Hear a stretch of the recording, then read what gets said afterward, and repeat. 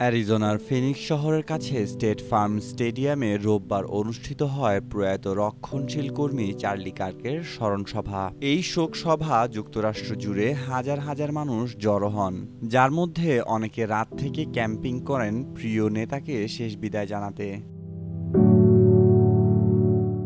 President Donald Trump এই স্মরণসভায় প্রধান বক্তা হিসেবে উপস্থিত ছিলেন এবং চার্লি কার্ককে একজন মহান আমেরিকান হিরো এবং শহীদ হিসেবে আখ্যায়িত করেন।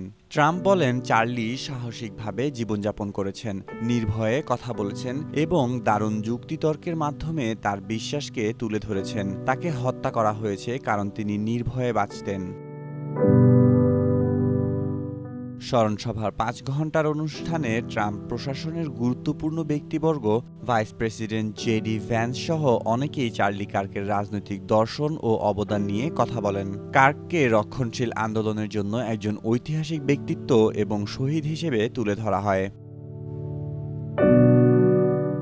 চার্লি কার্কের স্ত্রী ইরিকা কার্ক এক আবেগঘন বক্তৃতায় বলেন, তার স্বামী তরুণদের জীবন বাঁচাতে চেয়েছিলেন, ঠিক সেই যুবকটির মতোই যিনি তার জীবন কেড়ে নিয়েছেন। ইরিকা ঘোষণা করেন যে তিনি তার স্বামীর অভিযুক্ত হত্যাকারীকে ক্ষমা করে দিয়েছেন। তিনি বলেন, আমার স্বামী চার্লি, তিনি তরুণদের বাঁচাতে চেয়েছিলেন, আমি তাকে ক্ষমা করে দিয়েছি, কারণ যীশুখ্রিস্ট তাই করতেন। ঘৃণার উত্তর ঘৃণা হতে পারে না।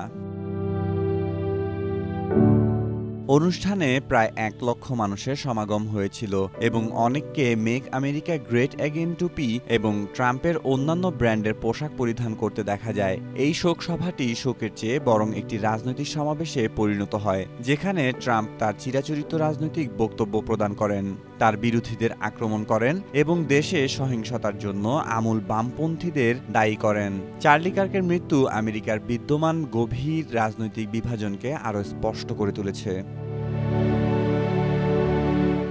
মেহেদী মাসুদ, জনকণ্ঠ।